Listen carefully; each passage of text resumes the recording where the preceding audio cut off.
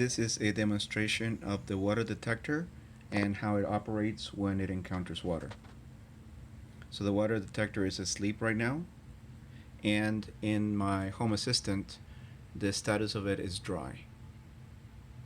I have a little bit of water here, and so to demonstrate, this is what happens when the detector encounters water.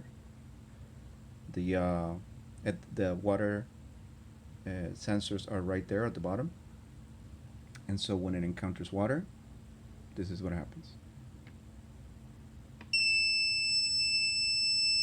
The buzzer goes off, and in a few moments you'll see the change on the status wet and an update to my Home Assistant via push bullet. And the buzzer will continue going off indefinitely until the water sensor is removed from the water.